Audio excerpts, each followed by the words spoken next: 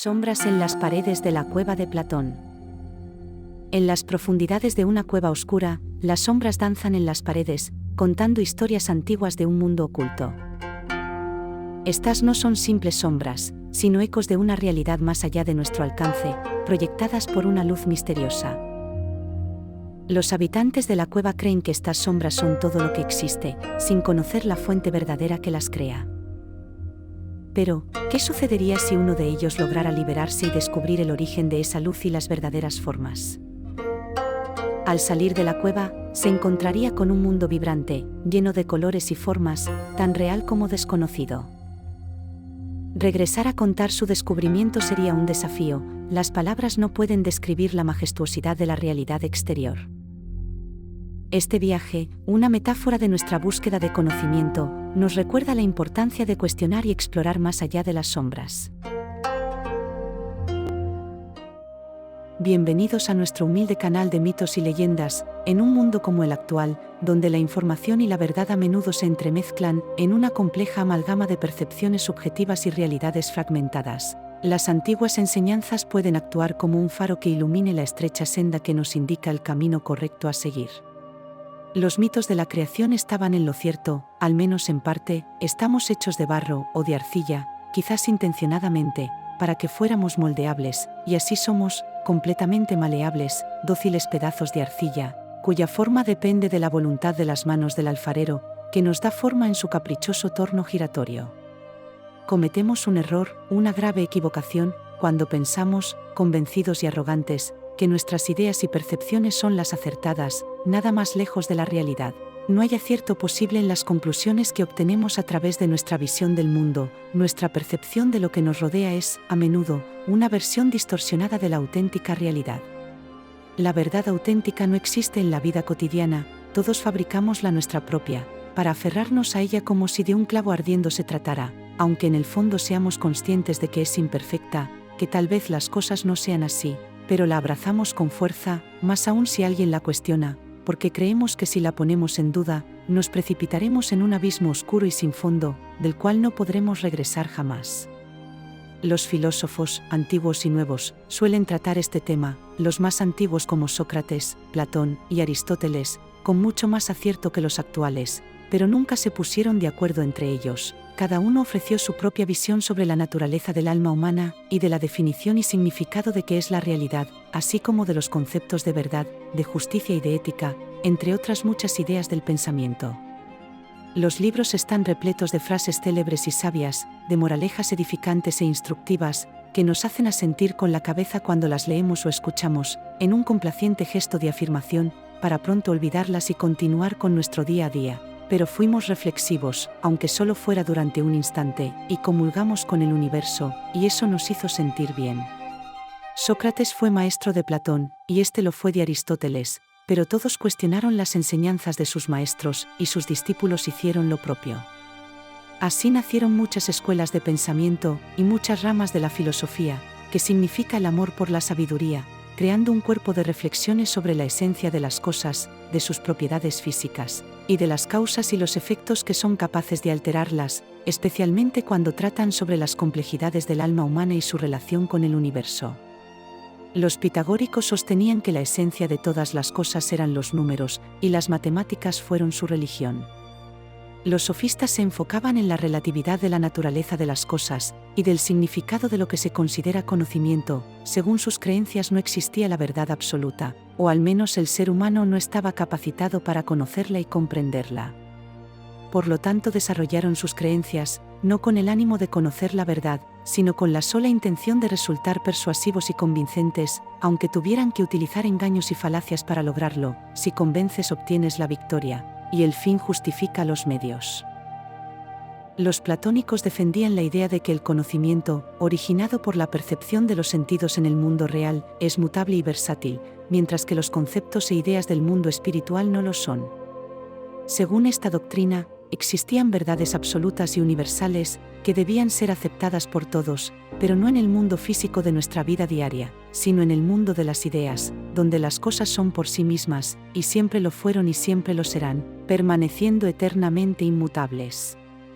Los seguidores de Aristóteles, el alumno más aventajado de Platón, también tenían sus propias ideas, como cada uno de nosotros, pobres humanos, siempre en busca de no se sabe bien qué, y a menudo confundidos. Aristóteles no explicaba sus enseñanzas en ningún templo o ágora, le agradaba expresar sus ideas mientras paseaba por los jardines, siempre rodeado por la naturaleza, estaba convencido de que el mundo natural de las plantas y los animales, los fenómenos meteorológicos, y la observación atenta de la naturaleza y su comportamiento, encerraban la respuesta a todas las preguntas que el alma pudiera formular.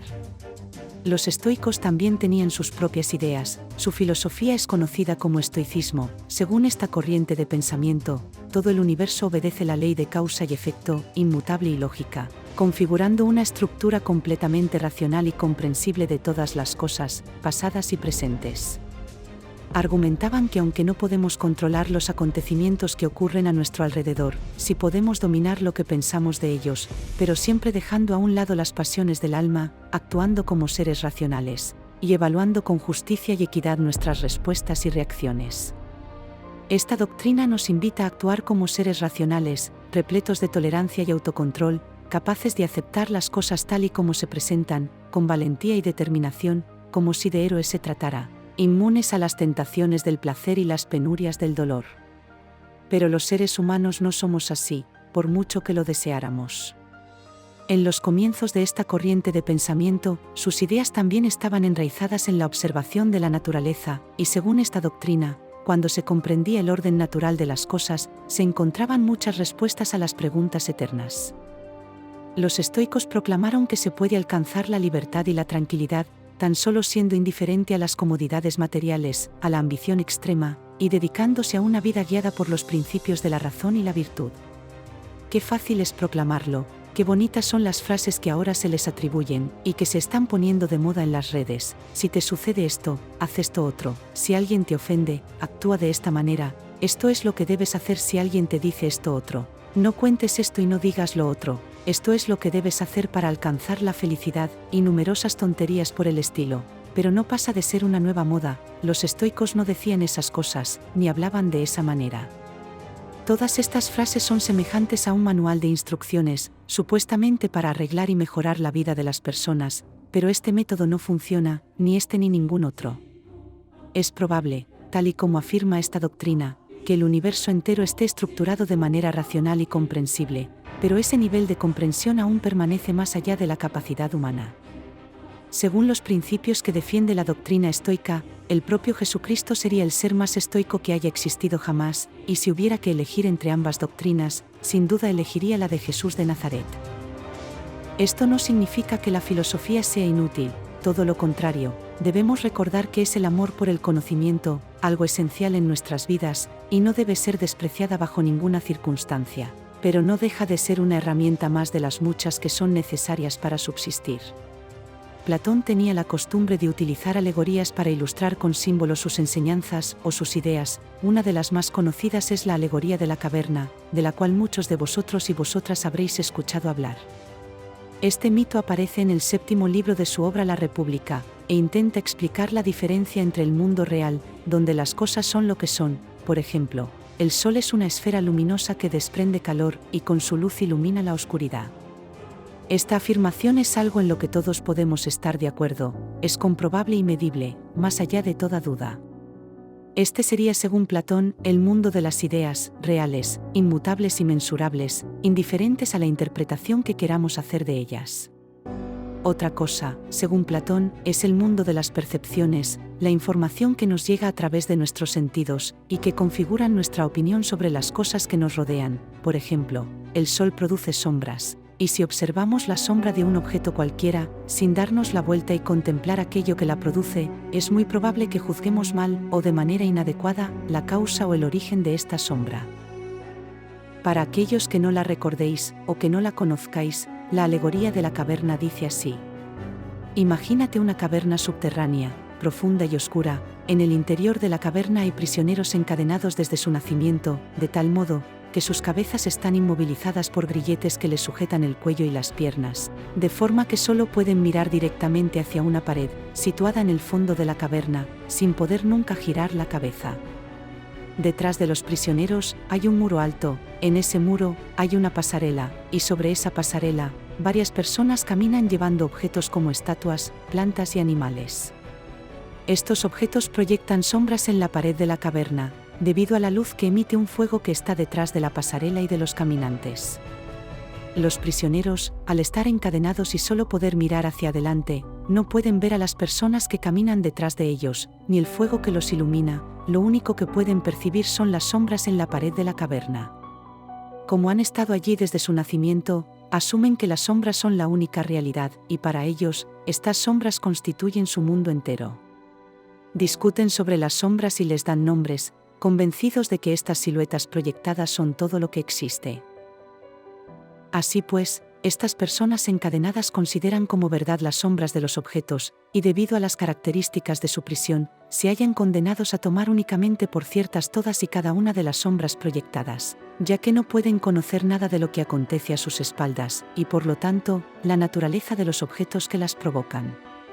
Platón plantea la idea de que si uno de los prisioneros fuera liberado, y fuera obligado a volverse hacia la luz de la hoguera, contemplando de este modo una nueva realidad, más profunda y completa, ya que esta es causa y fundamento de la primera, la cual está compuesta solo de apariencias sensibles, aquellas que perciben los sentidos.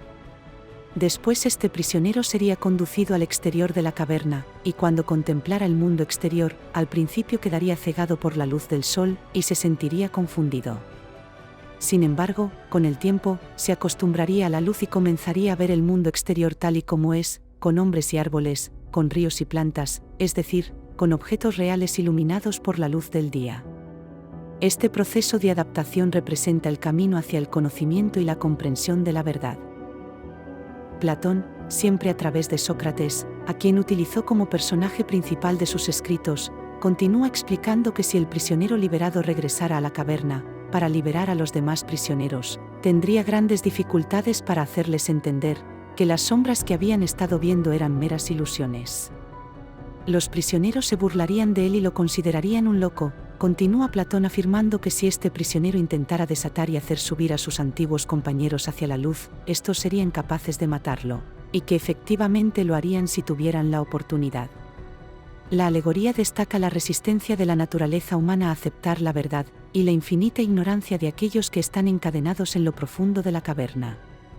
Platón utilizó esta alegoría para expresar su creencia en la existencia de un mundo de ideas eternas, perfectas e inmutables, las cuales serían las realidades, en contraposición al mundo sensible y cambiante que percibimos a través de nuestros sentidos. Estas serían las apariencias, aquellas cosas que parecen pero no son. En resumen, la alegoría de la caverna de Platón es una poderosa metáfora, que subraya la importancia de la filosofía y la búsqueda del conocimiento, más allá de las meras apariencias, así como la resistencia a la verdad por parte de aquellos que están inmersos en el mundo de las ilusiones. En la actualidad da la impresión que todos estemos encerrados en aquella caverna, tanto los dirigentes políticos, como los medios de comunicación, no ayudan tampoco, más bien todo lo contrario, crean aún más confusión. Parece como si de un esfuerzo conjunto se tratara, todos intentan arrimar el ascua a su sardina, todos se proclaman como poseedores de la verdad, los que disienten de sus postulados son tachados de negacionistas, de conspiranoicos, o de cualquier otra cosa que se quieran inventar. Cada vez que ocurre algo importante, aprovechan para darnos la causa y el efecto, como si fuéramos idiotas, y también nos ofrecen su remedio, y cualquier alternativa a su narrativa es considerada como desinformación. El debate y la libre expresión de la propia opinión está muy mal visto hoy en día, cuando va en contra de la corriente principal. De esta manera se han acallado miles de voces sabias y solventes, haciéndonos retroceder siglos de conquistas de libertades, y asegurándonos que es por nuestro propio bien. Debemos hacer lo posible por salir de la cueva, y apartarnos de las sombras que proyectan los medios de comunicación en nuestras paredes, pero no va a ser fácil, y tal vez no sea siquiera posible a estas alturas, ya han ganado mucho terreno, y lo peor es que ha sido delante de nuestras propias narices y con nuestro consentimiento. Admitámoslo de una vez, hemos sido, y continuamos siendo engañados, en todos los temas candentes ocurridos en los últimos años, principalmente en lo referente a la salud, la economía y la educación, pero en casi todo lo demás también. Intentarán borrar las huellas de sus errores, dejar que pase el tiempo y todo se olvide, como hacen siempre, hablo de los políticos y los medios de comunicación que les ríen las gracias, y que nos bombardean diariamente con sus tonterías y sinsentidos, como si de un circo se tratara, y reduciendo a los ciudadanos a meros números, solo importantes en un recuento electoral. Después sacan pecho como si el resultado les otorgara algún mérito que nunca tuvieron, ni se lo ganaron ni lo merecieron, simplemente lo heredaron de otros como ellos.